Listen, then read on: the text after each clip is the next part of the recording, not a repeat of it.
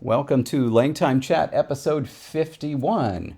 Woo! So, we are going to do something for this LangTime Chat, which is, I think, very daring, very audacious. We are going to record a podcast episode that is primarily visual. You know, you mentioned this is what you wanted to do, and I 100% was like, okay, cool. Yeah, we could do that. And you're right. Like, that's really kind of I didn't. not such a great idea. I should not let you be in charge of podcast topics. Well, I looked at our previous 50 episodes and I was like, you know what we never talked about? Yeah, the thing that is hard to talk about in a podcast, David. Yeah. Okay. Well, So, cool. Well, we're going to do our best. Yeah, we're going to talk about glyph design. So not tackling the full, the full process of creating orthography, just glyph design. And so what we're going to try to do, we're going to revive the lost art of the simulcast. And I want to say between I'd say the 50s and the 1990s, lots of sporting events, in the United States at least, you would listen to them over the radio and you would also watch them on TV. And so sportscasters, during this period, in order to save money, so they didn't have two different sportscasters, would call the game live for people watching television, but they would also narrate it for people who might be listening and not watching. For basketball, one of the greatest was Chick Hearn, because of course, I frankly I never listened to him on the radio, but I watched him, and you never got the sense that he was over explaining. It was just there you were, and you were a part of the action. And it made sense, rather than you just watching on screen what was happening. It made sense when he would say, Magic Johnson behind the key. He's dribbling hesitantly. He's crosses over his main defender, passes to the right wing. AC Green with a jump shot. Good. Anyway, I wasn't doing my Chick Hearn. Is this your really lengthy introduction to saying you think you can sportscast glyph making? I think that's what we're going to try to do. Okay. I think that's what we're going to try to do. I So, was like, wow, David's really going off topic to talk about basketball. Okay.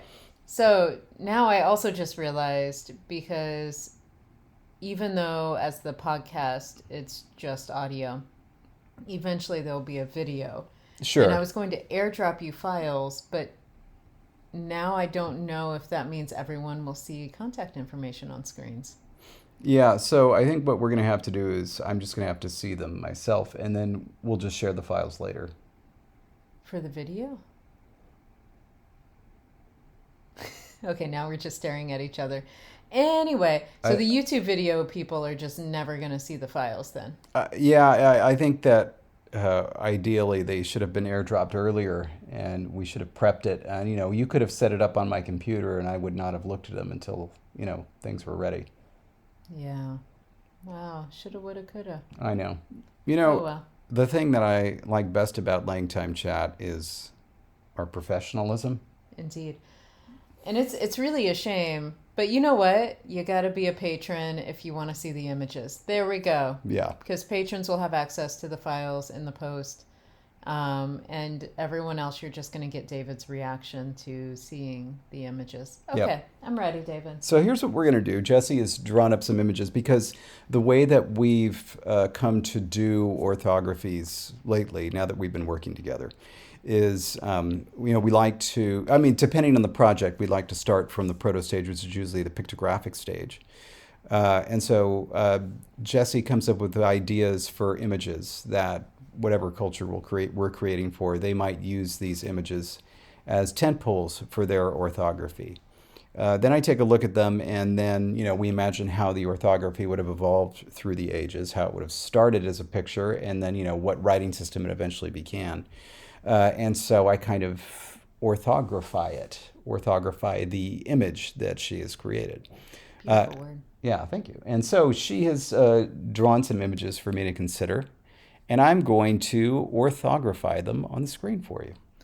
And actually, can you hand me because when I open my notebook for you, I don't want to show. If you can just hand me a piece of paper, we have, or that. Okay. I just don't want to show both images on the page at once. Okay. So David. Yep. And David's just now finding out what this glyph is going to originally come from. Haven't seen it. Has no idea what semantic concept I have chosen to be a referent. And here we go with image number 1. So David, what are you seeing? So I'm hoping I can just take part of this, but this is an early morning rooster. The rooster is crowing the rising of the sun. In the background, you can see the line of the horizon. To the right, the cresting of the rising sun. To the left, you have a darling little rooster who's crowing his little lungs out. He looks like maybe he's not the largest rooster, but he makes up for it with his mighty crow. Indeed. And he is standing on a thing. It's meant to be a roof. He's standing on a roof. It's just part. So, okay. So, yeah, you're not meant to orthography the entire concept. Okay. It's just this is one starting image. I wanted to give you options, and I wanted David to talk about what he's looking for in terms of what might be more interesting, in terms of shapes. So I've given David many options. Option 2. Oh, here we have 2 little hens. One is a standing hen, looking quite content.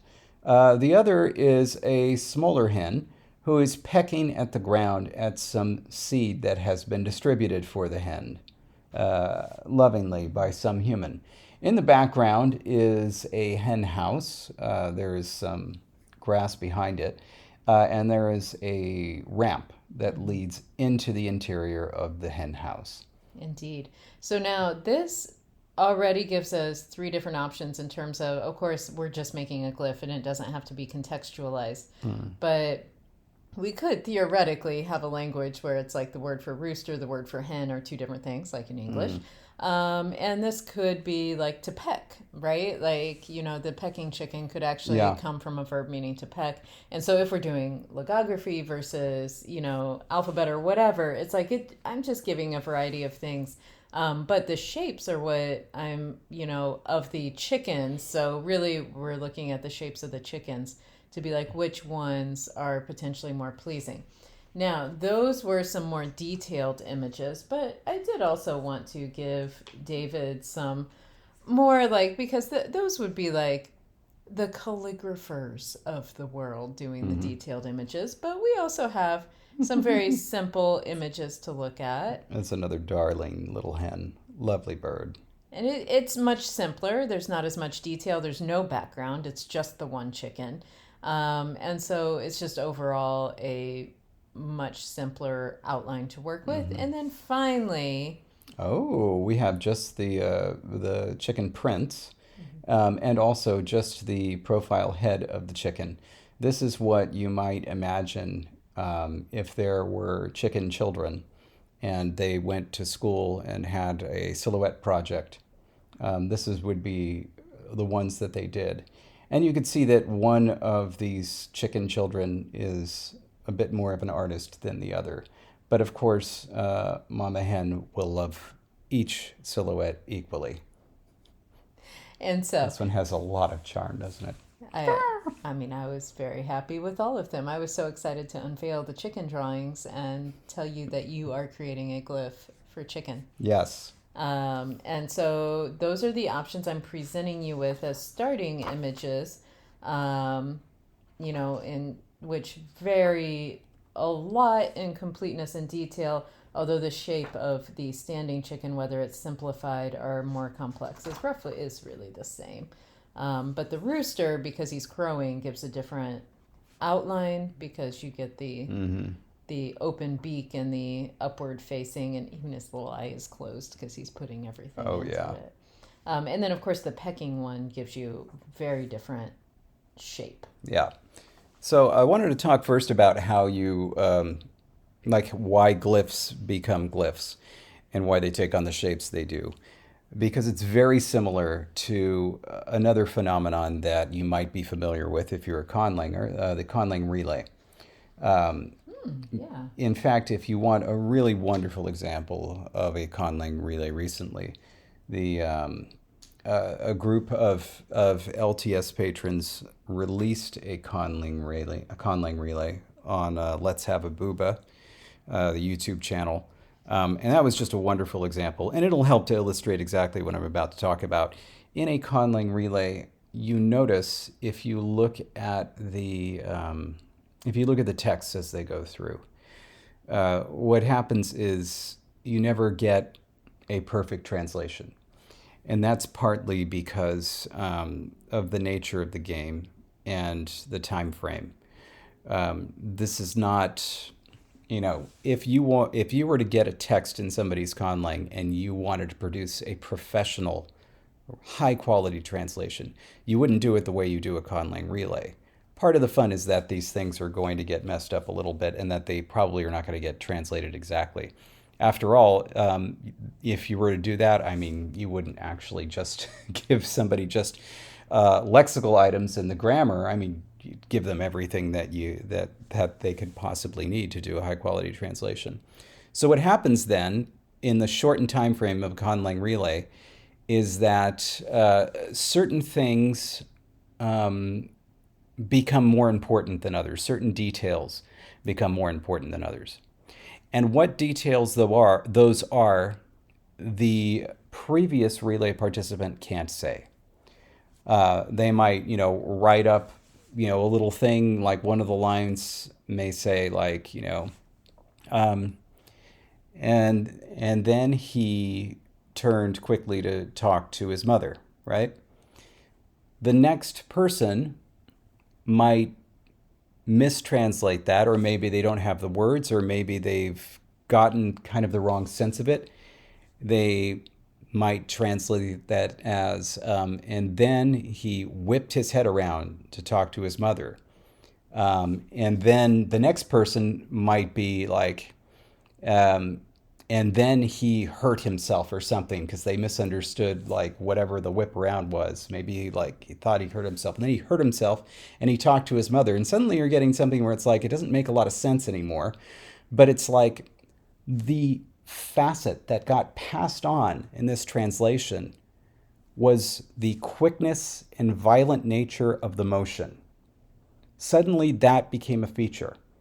The person who originally wrote that, they probably weren't even thinking about that, right? It was just like, oh, I just want to indicate that, he turned around and talked to his mother, but we're going to throw in an adverb here, maybe. But somehow that part, it was like, oh no, this is important, so we've got to translate that. And then suddenly it gets passed through, and suddenly this thing, it was just a little detail that was thrown in, becomes like the only recognizable thing of the line, like 17 translations down the line. That same thing happens with glyphs. Because taking a chicken, for example, may I borrow one of these chicken drawings? All right. So I'm going to look at actually this standing chicken. So this is the first standing chicken.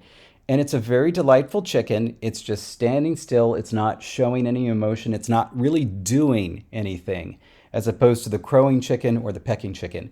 It's just standing there. All right. And so you can imagine if somebody is drawing this glyph, right, and they're just drawing this standing chicken, well, it's not really doing anything. So how do you indicate that this is a standing chicken versus something else? That's when you go back to the drawing and start to look at the details. You're like, okay, well, lots of birds have beaks, so that's not going to distinguish it from another bird if there are other birds in the system. Lots of birds have feet. Lots of birds have wings. Hey, what about this funny thing on the top of the chicken's head? It's not very big in the drawing. But if that's the only thing that's going to distinguish it from another bird, maybe that's what you focus on. And maybe the way the tail feathers splay, maybe that's what you focus on. So maybe as this thing gets iterated, those two elements become more important. Not necessarily bigger, but so important that you cannot leave them off or you haven't drawn the glyph. All right. And certainly, like, the person who drew it is like, that was just part of the chicken. It wasn't as if that was the most important part. All of it was the important part. Now, though, those two things are the important part, and they need to be replicated. Anyway, so. And I also wanted to point out, you were talking about the conlang relay and the ways things get passed. If you happen to have played Telestrations before, or if you've never heard of it, I encourage you to get it. It's an amazing party game. But it's like telephone, but with drawing. And so you draw something and pass it to the next person who has to guess what the drawing is. And then they pass their guess to the next person. Mm-hmm. And then that person draws the guess. And so like what you're seeing is a game of telephone, but with drawings, and it's going through like cognitively what you thought you were looking at when you saw the drawing. And I really think that mimics the beginning stages of writing systems where before they are standardized, where it's like, I think I've got my pictographs done really well where you should understand this thing I'm trying to tell you in this, painted or written form, and I hand it to you, and you suddenly go away with this 100% different interpretation of it, and you tell it to somebody else who then writes it in a completely different way, and it becomes really changed. And with something like chicken, it's usually never as simple as just draw a chicken in the game of Telestrations. But if it were, and, let's say I drew a chicken, David wrote his guess chicken and hands it to another person, and that person draws a bird, but it no longer looks like a chicken because they just draw, because not all chickens have the little head things. And so you could draw what you think in your head is like, hey, it's a chicken, and hand it to the next person, and they're just like, bird or even flying or like something different, like they're now looking at other things, like it can end up really changing what you look at. And I think that is kind of a really crazy thing to think about in terms of the start of a writing system, is that at some point people were not using the same forms. That's true. Think about even like an emoji that looks exactly like a chicken. That emoji might mean a different thing in the context of naming animals. So like you got a bunch of different emojis for different animals. Or if you see that emoji on a menu, right? Yeah. Similar things, but very different. All right, let's get to the font because I know that we have this visual element here. So you'll see that there's absolutely nothing in this font. All I did was I put a dot in there. And it's actually a very well-formed dot. So it's cheating a little bit. David has a dot on the screen. Yeah. But now we're going to take that and do some things to it. So I'm going to copy and paste my dot because we want a line. So we're going to delete. I don't know what these things are called. I wish I did. But they're just called nodes?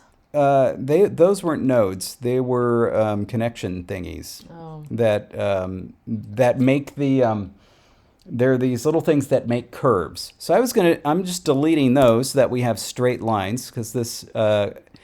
dot started out with 4 points. I'm going to use those points to make a line.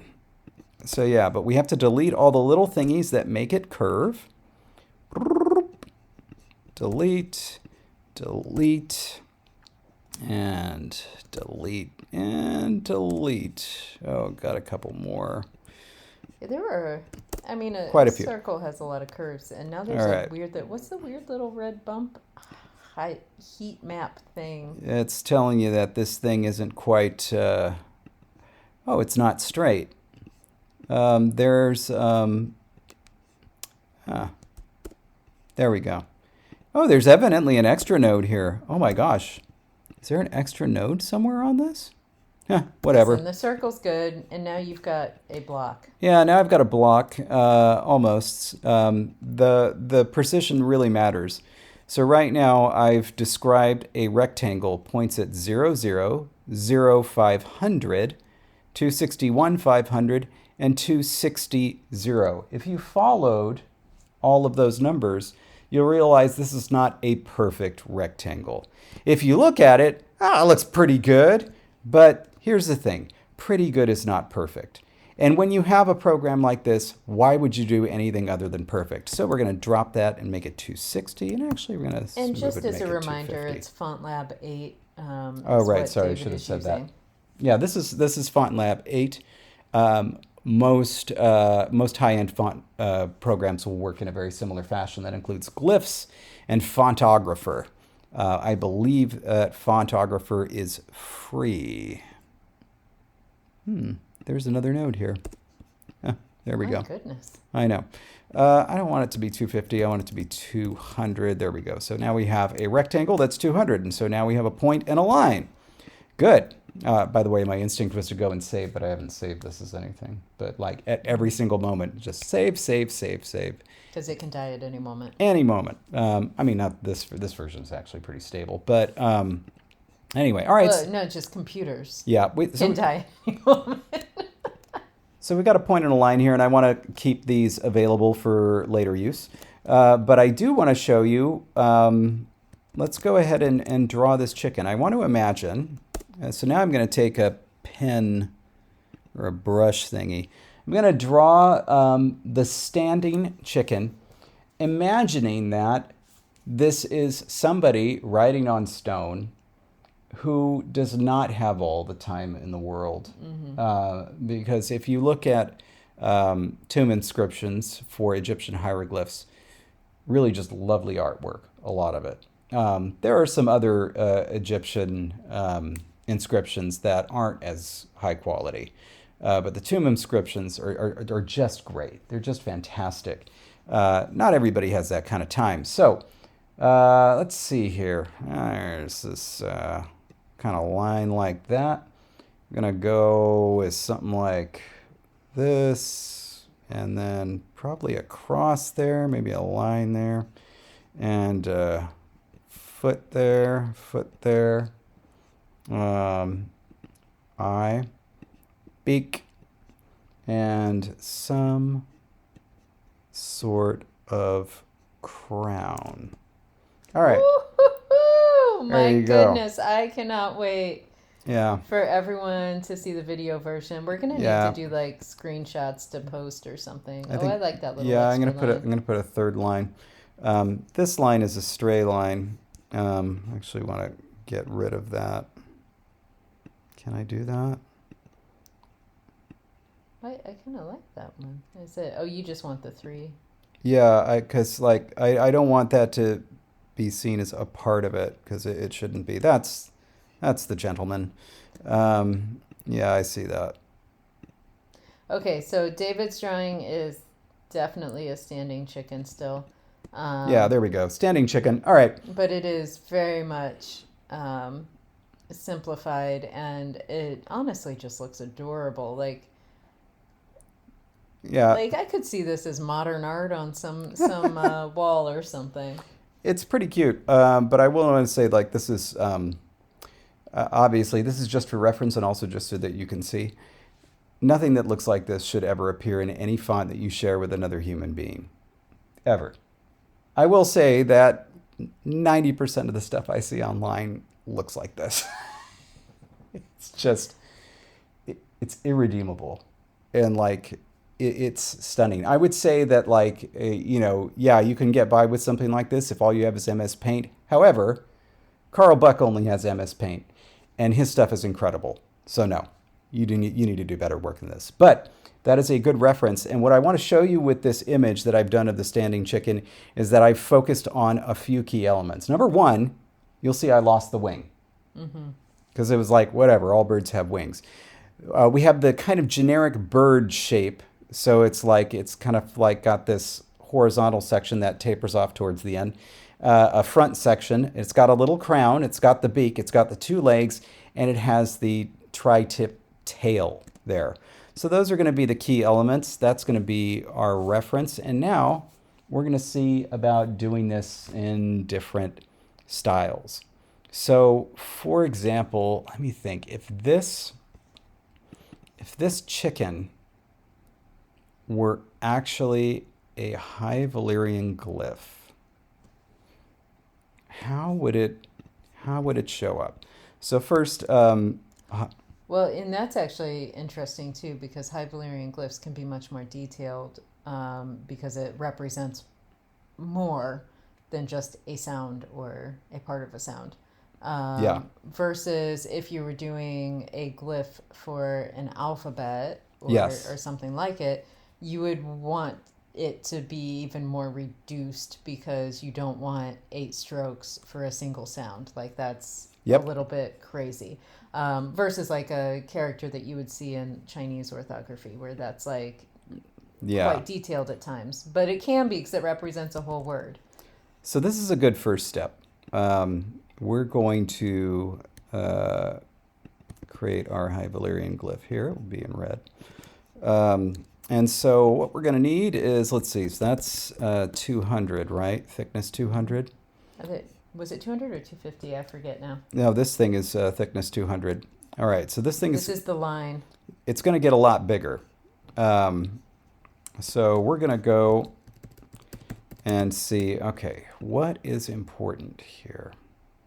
And how does this work with the aesthetics of High Valyrian? Because High Valyrian, if you're going to do curves, there really should be a reason for that. Mm-hmm. I don't think this merits a curve because I think that a V could represent the body of the chicken just as well, where it comes down and up. You could use a V. I think you could. That's actually a very interesting derivation of it. I also think that if you wanted to keep the legs in, you could effectively create what could be a double-stemmed Y kind of shape. Mm-hmm. Where, like our Y that we think of has the V with a single line coming down from the middle. Mm-hmm. But what if you had that V with a double bottom and it doesn't come out of the middle? It's, on either side of the middle. Yeah, and I feel like the line would be preserved across. So what we're going to do is okay, so that's at 1100. That needs to be at 1200. And so I don't remember what the angle is, but I think it was like something like 29 or 30. That looks a bit. Are you talking about like in a lot of? Yeah, it looks Valyrian looks a bit steep. Actually, I'm going to go with an angle of 25, and you can actually see the angle right there.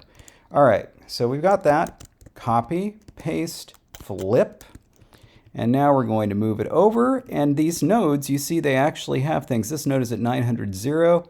This one is at 560, 0. So we're going to put it exactly on that point. 1, 2, 3, 4, 860, and now 960. And there it is. We remove the overlap, and there you go. Now you have the perfect V shape.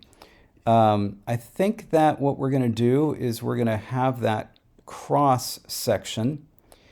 And so if your top is at 1200, your bottom is at 0, your cross section is, I think that the cross sections in High Valyrian are actually 150. So let's see, because you can see the width of this line here is about 180. And so you want something that's going to be comparable. So we're going to go with 150. And I want that to be,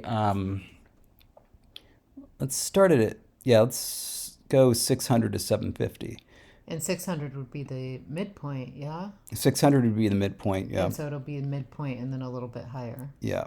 So we got, and definitely look at where the nodes actually end up because you want them to be exactly where you want them to be. So nodes at 750 on the top, 600 on the bottom.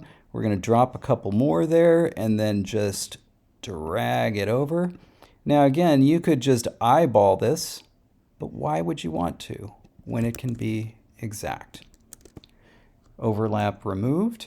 And so now there's like an upside down A shape is going on, a capital A, but upside down is what has effectively been created right now. Yep. And so now what we're going to do is we're going to take that line again. Oh, by the way, where's our side bearing? We're going to move that over. You can get the side bearings perfect, but it doesn't really matter right now. I don't think that these things should be, because this of course isn't exactly High Valyrian. It's a High Valyrian-esque. I'm going to make this 180 in width. All right, so we've got a line that's 180, and we're going to try to do this double line shape. There has to be enough room for it to make sense. Mm-hmm.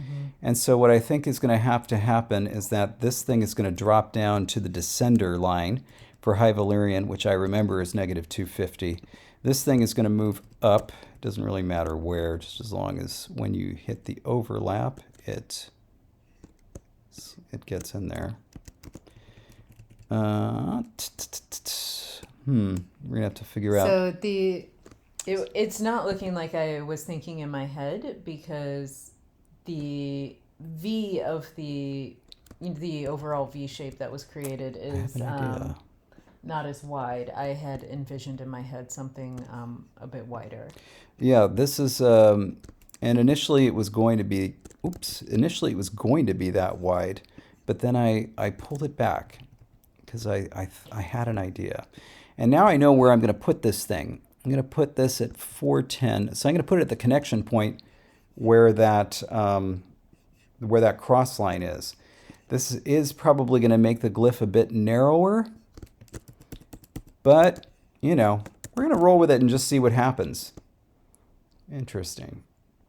That is interesting. Yeah. We have what now in your head, if you can think of an upside down A with two lines that come straight down from the crossbar of that upside down A, which, if you then look at it, looks like a capital M on the bottom. Yeah, it's like an upside down A superimposed over a capital M. And now what I want to do, by the way, is I want to show, because High Valyrian, of course, has serifs, I want to show you how to create serifs. So we're going to zoom in on one of these things, and basically it is just all math. So we're going to start at negative 250 on the right side of the left straight. We're going to go up 100. Yeah, let's go up 100. So we're going to go up to 150 and put a node. And now we need another node. Let's go halfway, 200. I'm going to drag this out. Yeah, I think this isn't, wait, no, the High Valyrian is shorter than that. So I'm actually going to take this down halfway. 1, 2, 3, 4, 5. Wait, what? One more. There we go. It was negative numbers, so it was confusing me. All right, so there we go. So it's pulled out.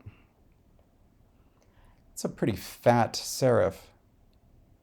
It is a wedge. Let's take it back 50. 1, 2, 3, 4, 5. Nope. Nope. I like it. We're going to do it.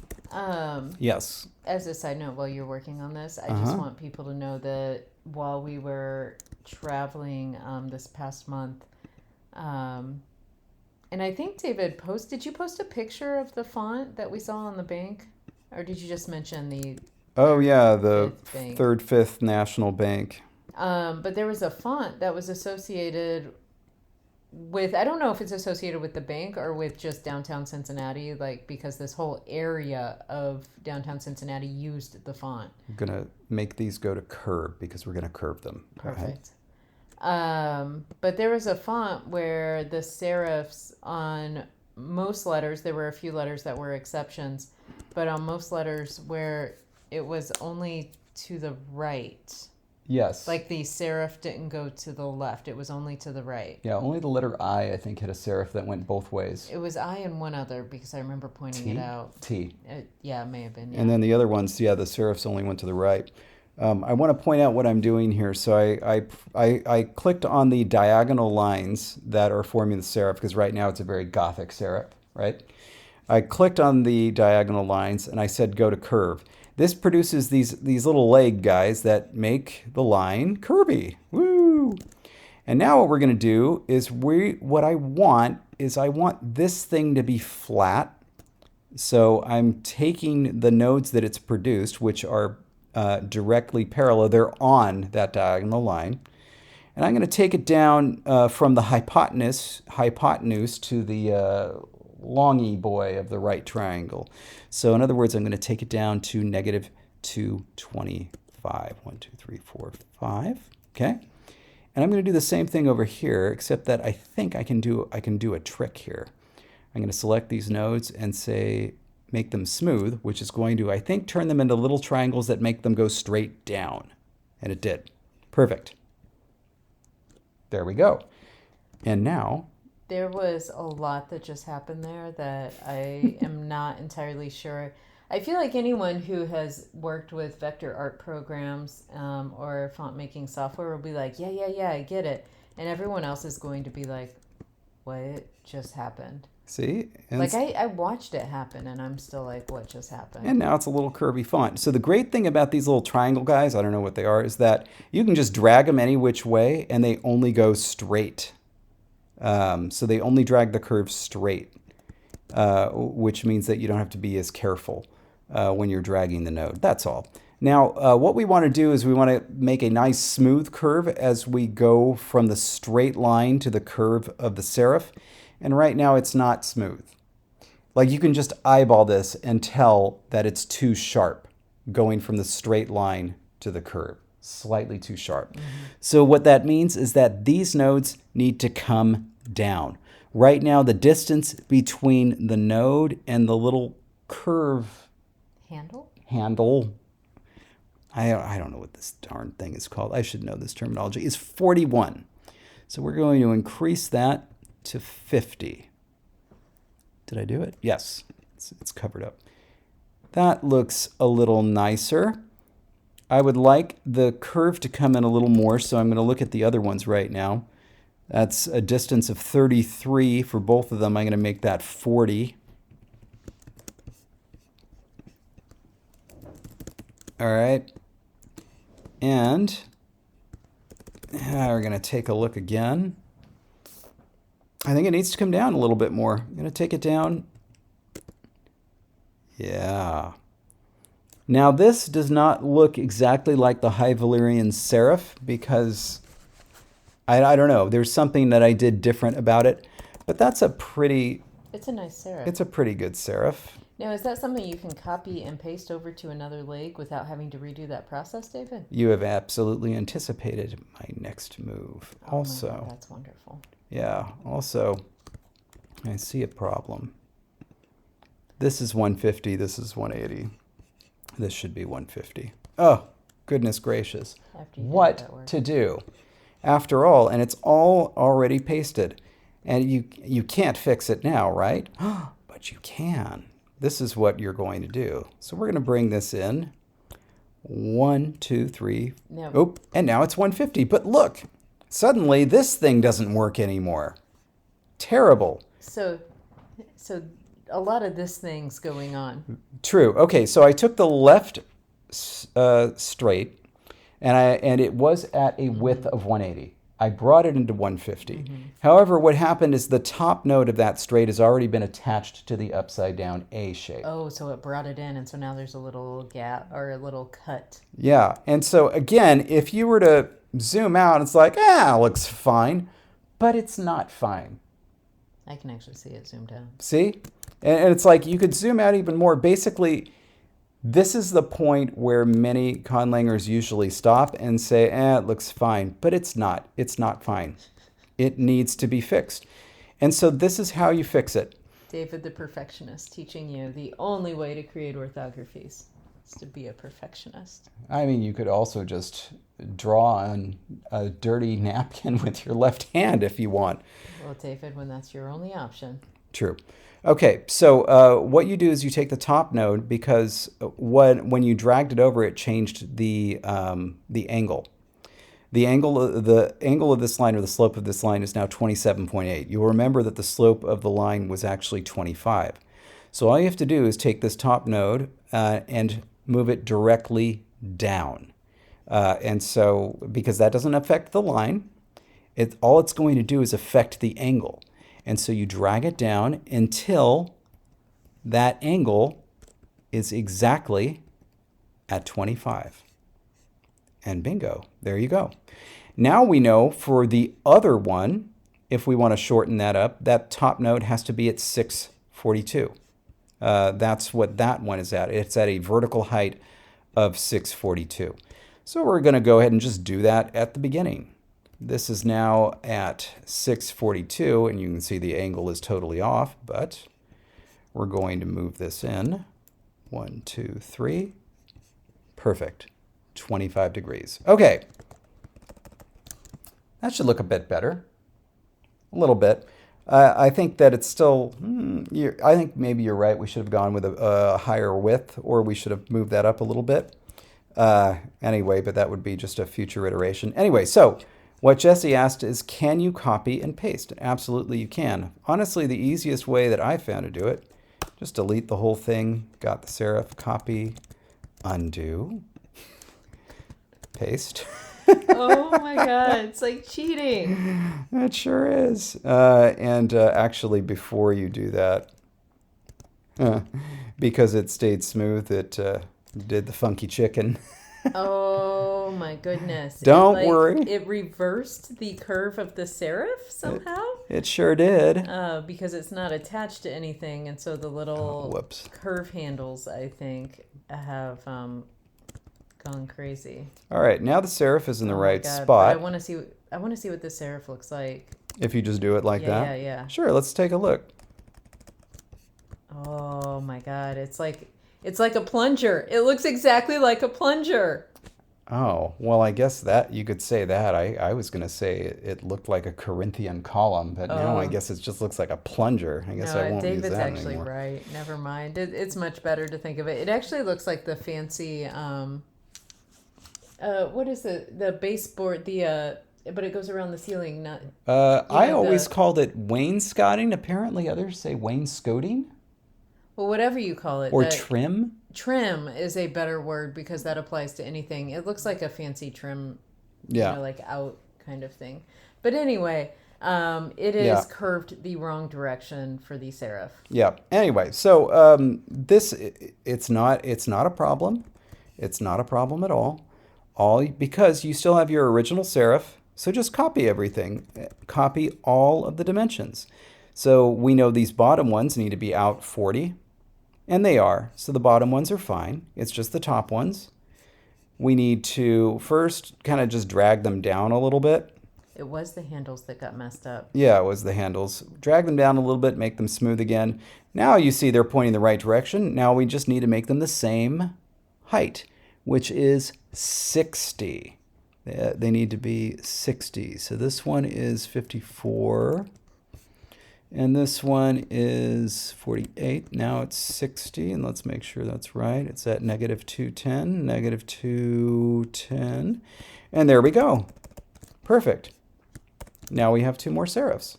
And anyway, so now, by the way, but yeah, once you've done it once, you can copy and paste everywhere. So this is now the serif for a straight line. Serifs on a curved line are trickier. Curved or I'm slanted? Not curved. Slanted is... I'm sure curved lines are also very tricky. Slanted is what we'll call the correct term. Mm-hmm. So I want to take a look at something. If we bring this out, because this is out 100, if it goes all the way out there, there's barely going to be any space there. So I'm going to cheat. I'm going to just create two more nodes and bring the serif down. So there's negative 150, negative 250. So we're going to go to negative 100. And that's going to go to negative 100. And then basically we need to know if this thing continued down that way, what would be 100 to the left and right of that? That's easy enough. Oops. That's easy enough to figure out. David is creating some weird magicry happen. You just drag the node and make it so that it would be at 25 degrees. Sometimes you can't get it. So we have the choices between 25.2 and 24.7. 25.2 is closer, so we're going to call that our node, which is at 607x. And now for 760, we get 25.2 again. All right, so those are going to be our spots. And so then we just take that out 100 that way and 100 that way. We add two more nodes, and we're going to do the same thing. So what David has done is he added nodes below the bottom part of the upside down Below egg, the zero, yeah. Below it, and then effectively then brought in an outside. So it's like the bottom of an anvil. We are failing miserably at describing what's going on because you can't just say this thing. I know that, and I really apologize for doing that. Essentially, You would though, be fired as the radio announcer. I would. We had the termination of the bottom of the upside down A, and that termination was at 0, and that is at a Y value of 0. However, since the character itself started off as too narrow, which I acknowledge, definitely a mistake, but we're rolling with it. Since it started off as too narrow, I didn't want to bring the serif out at 0 because then the whole thing would be clustered up too much. Since we were already dropping things down negative 250 anyway, I thought, well, why not just put the serif below it? So now the serif is below the writing line, just for the higgity heck of it. And so what I did was I added 2 nodes to the flat termination that was at Y value of 0. Dropped those 2 nodes down to negative 100. I put those 2 nodes at the natural continuation of the slope of the upside down V shape, the upside down A, the V shape, right? Then where those nodes sat at the continuation of that slope, I moved them out 100 to the left and 100 to the right because that's how wide the serif is.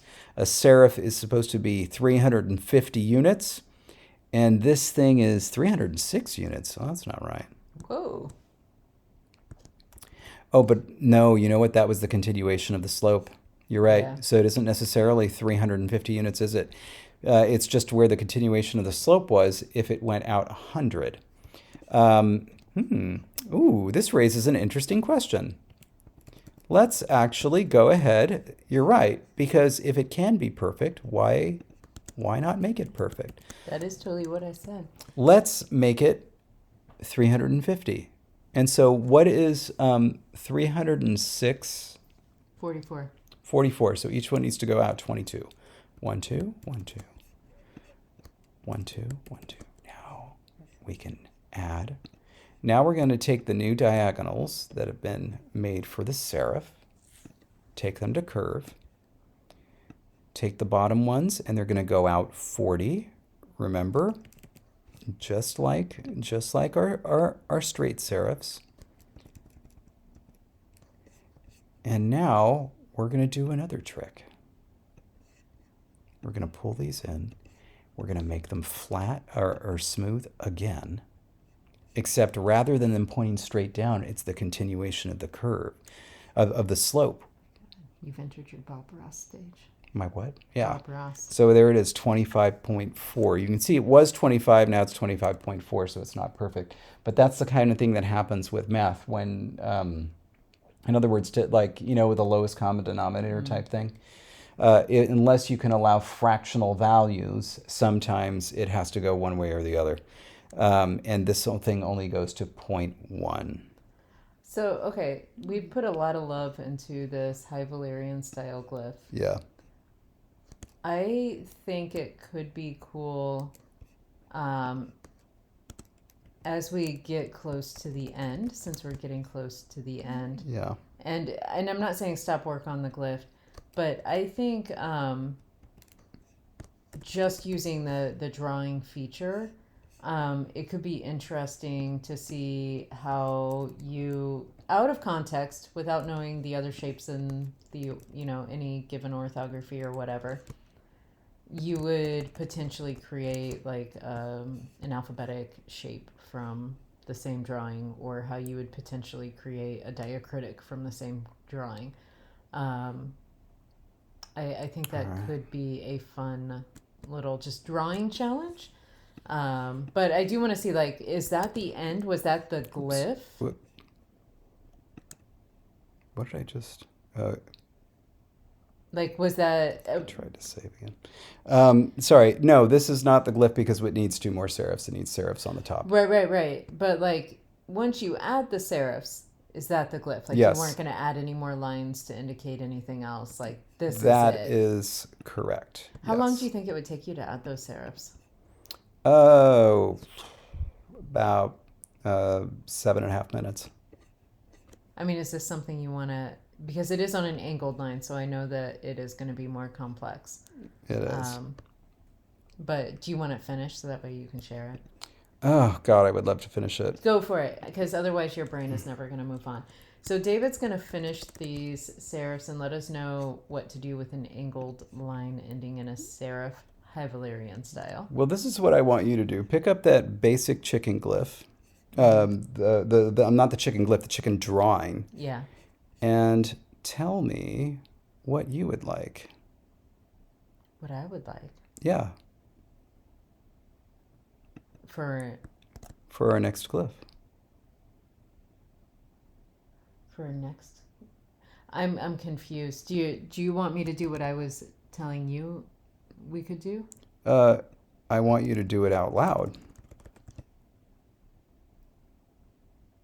Okay, so like just draw. No, just describe what type of thing that you might want to see. 1175. This is your job. Yeah, I know. Your job is to... No, just give me a style. You mentioned diacritic? Well, yeah, I was thinking like an alphabet. Okay. Like if you were to say this is now going to be a letter that represents, I'm trying to think of the most chickenish sound. I don't know. Oh dear. Maybe a K. They do a lot of clucking, you know. So maybe this will be the letter shape for a K. Oh, this is rough. I think maybe this should do this. 1, 2, 3, 4, 5. Getting the serif lined up correctly above the angled line. Yeah, I think that's right. Difficult. Same principle though. So just take these to curve, make these go straight, and we're gonna have it go out 40 again. Well, whatever. We know it's at 1175. Let me just see what that number is. 44. Okay, and then wink. We're just gonna do the same thing. Make these smooth. There they go. That one looks pretty good. This one needs to come up. Let's see what this is at.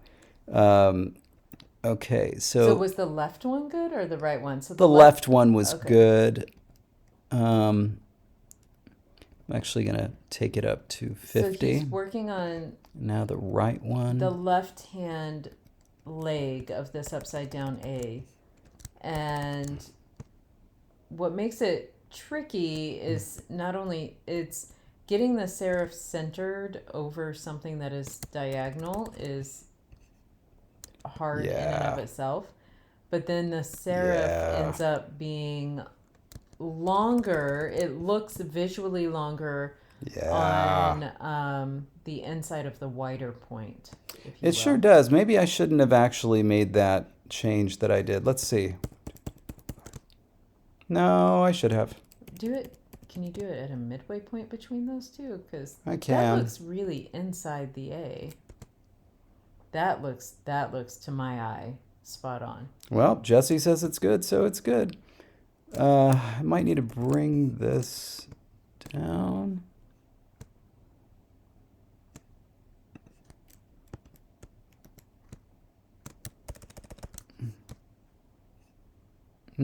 No. Yeah, it's fine. Okay, so now we just do the same thing again. Basically delete everything but that. Perfect. Copy. Undo. Paste. Flip. Move it over. And now here's the tricky part.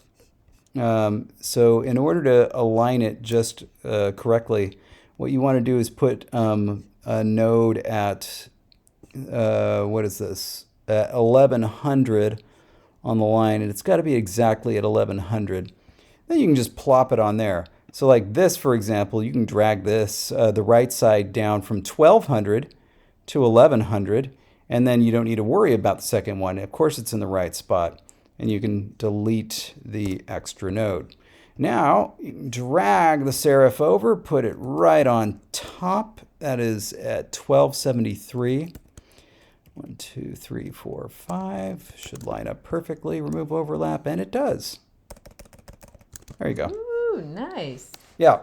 And so then this is a rough draft, essentially. This is a rough draft of our chicken. And, I mean, I have to agree 100% with what Jesse said the first time. Either it's not wide enough or the crossbar needs to come up. Something is a little bit off about it. But you can see this is kind of a Valyrian-esque glyph that we made from our chicken. So what shall be our next glyph that we're going to do with just, with just a few minutes to go? Well, just with the drawing tool, like just to kind of show a sketch of what a letter shape may be that you would, of course, like flesh out into a nice character, but like just a sketch. What if this, instead of representing chicken as a whole, just were the sound k? But you started with a chicken drawing. So there are a couple of ways to go about it. But like, honestly, the thing that grabs me the most, we're gonna make a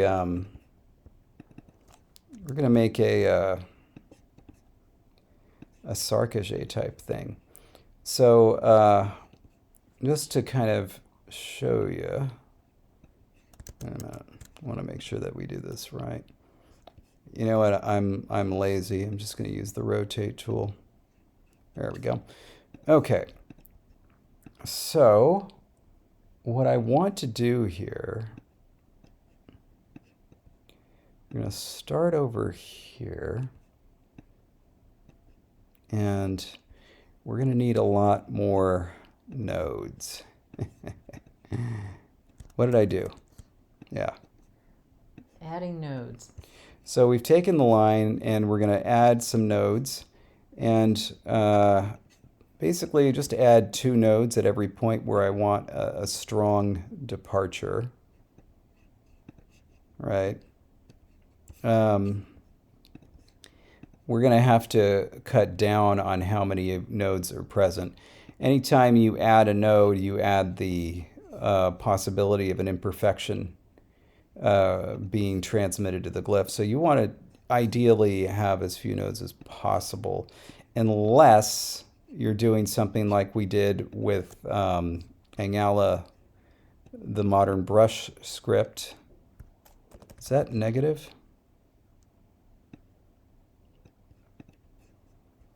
What is this? 2000 negatives. Wow, this is a huge lift. Whatever, it doesn't matter for right now. With Angala, and you actually wanted it to be to look very kind of jagged. We can just add that in there. Bring it down. All right, and we're getting closer to that shape I was seeing. Gonna add, oopsie doops. Momentarily that oval behind it, I was like, did you just lay an egg there? Yeah. Okay, and so what I was thinking is that it's like something like this, where it's got a small thing up there and then a big swoop. So it's like a funky... It's like a funky S. S. It's like a funky S. And then... It reminds me of those snake toys that I used to play with as a kid, where if you twist the block, it twists, but it's like one straight line, and you can twist blocks back and forth, and you get like a snake shape, but it's got stops along the way. And that's all going to change now, because we're taking all the nodes that were straight and we are turning them into curves. Can you like highlight all and say smooth all, or do you have to Yes, do it but node by node? I don't want to do that all at once. See, what Okay. happens is if there is a straight, sometimes you have to move things to curve because like they don't get the picture. Then you have to make it smooth. Otherwise, it turns it into a triangle. And of course, you know what the triangles do now. Uh, and They triangles are create great. serifs. They only move up and down. Yes, exactly. Triangles are great for certain things, but not for everything. All right, see now we're kind of creating this smaller S shape on top, but then we really want a massive, massive swoop, like very thick, fat line. Is that from the body of the chicken? Like what? Yeah, here. Oh wait, that's a triangle. We need to get rid of that triangle. And that's how we do it. Good, good. We don't need that. Let's get that. Nope. Oh, goodness. And then, of course, you know, if you were creating a font like this, you'd already have like a lot of these curvy shapes that you could copy from. We don't have that. We're creating it brand new. Don't need that. Yeah, look at that. Well, don't, you still need to see my chicken. Oh, goodness. No, you don't. No, yeah, no. All right, let's see what happens in the So interest of saving time. David is I'm gonna, curving all of them. yeah, at yeah, once. yeah, and Or that smoothing all of them rather. you know what, it worked out. It worked out. The only problem is that this one needs to be sharp. All right, there we go. Let's drag that out like this because we want this nice little sharp, you know. I don't think we need this one.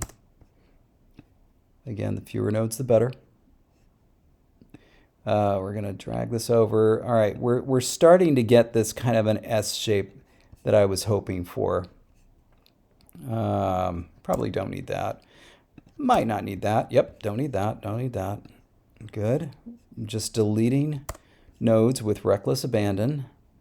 And ideally, when these little anchors or whatever they are come off of the node, they should be going straight, like Up and down instead of angled. up and down or left and right.